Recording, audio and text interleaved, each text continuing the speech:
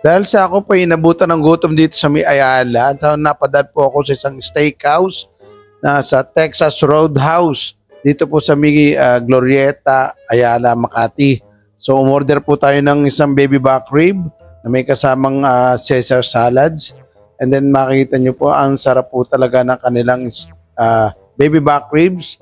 Ayan, tingnan nyo po, very tender yung kanilang yung meat ng ating baby back ribs. And then, ayan, pag sinubo nyo po, anak ko, ang lambot, sobrang lambot po niyan. And then, yung kanila pong fried rice, na favorite ko, at mahilig po akong gumawa rin ng fried rice na may spring onion. Ay, sobrang sarap din po. And then, syempre, yung kanilang gulay, blanch lang po yan, hindi po siya overcooked.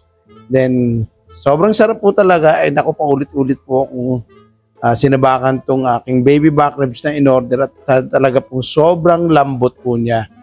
Ayan mga ka-vlog, o tingnan nyo po, ang sarap niyan, grabe, power po sa sarap dahil siyempre, masarap yan, siyempre, medyo costly po ang price niya. Nagkakalaga po yan ng 1,195. So kaya kung gusto nyo kung kumain po ng mga medyo sosyal at talagang, naku, palong-palo ang sarap, ayan.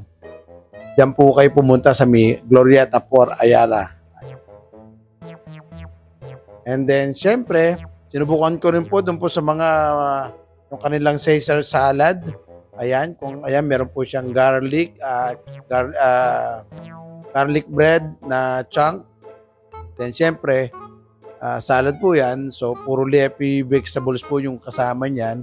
So, sa mga nagda-diet, naku, tama-tama po 'yan sa inyong panlasa. And then, yan tingnan niyo po, pinagsama ko po yung garlic bread chunk at saka yung leafy vegetables ay sobrang sarap. And wapak na wapak.